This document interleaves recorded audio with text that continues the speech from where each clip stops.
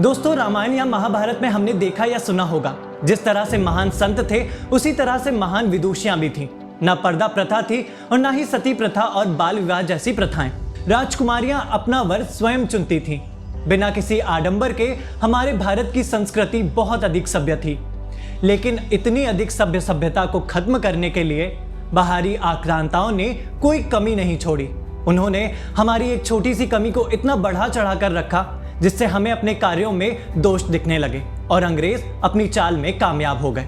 लेकिन समय के साथ साथ ऐसा कोई ना कोई अवश्य होता है जो हमें हमारी परंपराओं को याद दिलाने जरूर आता है। वेदों की ओर लौटने और स्वराज का नारा देने वाले स्वामी दयानंद सरस्वती जी थे। उन्होंने आर्य समाज की स्थापना की। इनके द्वारा रचित सत्यार्थ प्रकाश नामक किताब आर्य समाज की आधार मानी जाती है। तो स्वामी दयानंद के जीवन के बारे में आज हम इस वीडियो में बात करेंगे। हेलो दोस्तों, मेरा नाम कुशल है और ओम टीवी के यूट्यूब चैनल में आप सभी का स्वागत है। हर हफ्ते आने वाले इंटरेस्टिंग वीडियोस को देखने के लिए प्लीज सब्सक्राइब करें हमारे यूट्यूब चैनल को और ओम टीवी ऐप डाउनलोड करना ना भूलें, जो कि iOS और प्ले स्टोर पर उपलब्ध है। दोस्तों, स्वामी दयानंद सरस्वती जी की बात करें तो उनका जन्म 12 फरवरी 1824 में गुजरात में हुआ था। इनके बचपन का नाम मूलचंद था। इनके पिता का नाम करशन जी लाल जी तिवारी और मां का नाम यशोदाबाई था। इनका जन्म ब्राह्मण परिवार में हुआ था। 1824 से लेकर 1845 तक इनका पूरा जीवन घर पर ही व्यतीत हुआ। इन्होंने संस्कृत, वेद शास्त्रों और अन्य धार्मिक पुस्तकों का अध्ययन किया।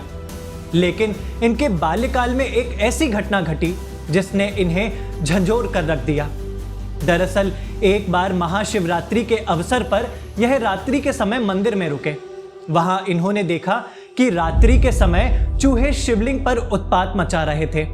यह देखकर मूल शंकर को बोध हुआ कि यह वह भगवान शंकर नहीं है जिनकी कथा उन्हें सुनाई गई थी।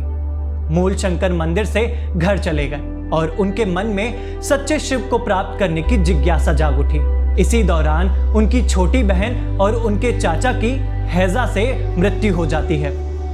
उनकी मृत्यु से वे जीवन मरण की गहराई के बारे में सोचने लगे और ऐसे प्रश्न करने लगे जिनसे उनके माता पिता को उनकी चिंता होने लगी और उन्होंने उनका विवाह तय कर दिया। लेकिन मूल शंकर विवाह नहीं करना चाहते थे। इसीलिए वह सन 1846 में घर छोड़कर सत्य की खोज में निकल पड़े। पूरे भारत में अध्ययन करने के बाद स्वामी जी मथुरा जा पहुंचे, जहां पर उन्होंने विरजानंद जी से दीक्षा ली। उनके गुरु ने उन्हें पाणिनि व्याकरण, पातंजल योग सूत्र और वेद वेदांग आदि शास्त्रों का अध्ययन कराया। इसी दौरान उन्हें स्वामी दयानंद सरस्वती की भी उपाधि मिली। महर्षि दयानंद ने हरिद्वार में कुंभ के अवसर पर पाखंड खंडिनी पताका फहराई, अनेक शास्त्रार्थ किए, जिसके बाद कलकत्ता में बाबू केशव चंद्र सेन और देवेंद्र नाथ ठाकुर के संपर्क में आए। यहीं से उन्होंने हिंदी में बोलना और लिखना प्रारंभ किया। फिर स्वामी दयानंद सरस्वती ने चैत्र शुक्ल प्रतिपदा संवत 1932 और सन 1875 को गिरगांव मुंबई में आर्य समाज की स्थापना की, जिसके नियम और सिद्धांत बहुत ही सरल और सभी के लिए कल्याणकारी थे। दयानंद सरस्वती ने हमेशा से गौ रक्षा पर जोर दिया।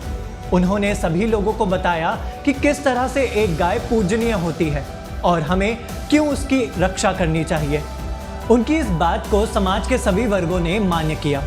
दोस्तों, अगर हम आर्य समाज की बात करें तो स्वामी दयानंद जी ने विधवा विवाह, सर्व शिक्षा अभियान, नारी सशक्तिकरण, वेद पढ़ने का अधिकार, गुरुकुल शिक्षा, प्रथम हिंदू अनाथालय की स्थापना, प्रथम गौशाला की स्थापना, स्वदेशी आंदोलन और हिंदी भाषा का समर्थन, इन सब विशेष अधिकारों पर ध्यान दिया, क्योंकि यह सब हमारी संस्कृति और सभ्यता का आधार थे। प्राचीन काल से हम सभी लोग समान अधिकारों और एक उच्च सभ्यता के साथ जीते आए हैं, जिसे स्वामी जी दोबारा लाने का प्रयास कर रहे थे। इनके इन प्रयासों से इनके अनेक दुश्मन बन गए। लगभग 20 वर्षों के कार्यकाल में दयानंद सरस्वती की हत्या व अपमान के लगभग 44 प्रयास हुए, जिसमें से 17 बार विष देकर भी मारने का प्रयास हुआ।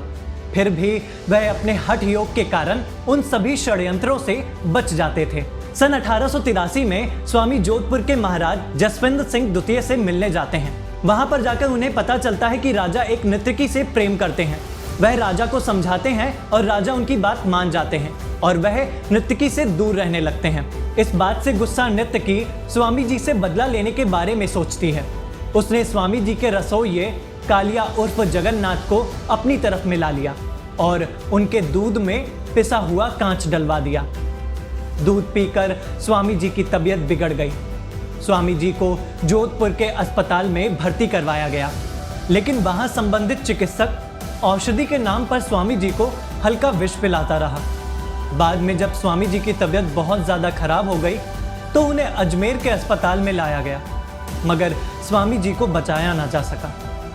30 अक्टूबर 1883 दीपावली के दिन स्वामी जी ने अजमेर में अपने प्राण त्याग दिए और पंच तत्व में विलीन हो गए।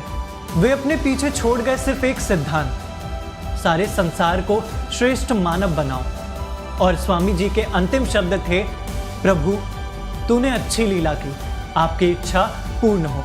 तो ये बात हुई महर्षि दयानंद सरस्वती जी की। इसी तरह के और महापुरुषों की कहानी जानने के लिए प्लीज सब्सक्राइब करें हमारे YouTube चैनल को और ओम टीवी ऐप डाउनलोड करना ना भूलें, जो कि iOS और प्ले स्टोर पर उपलब्ध है। धन्यवाद। डाउनलोड करना ना भूलें ओम टीवी ऐप, जो कि iOS और प्ले स्टोर पर भी उपलब्ध है।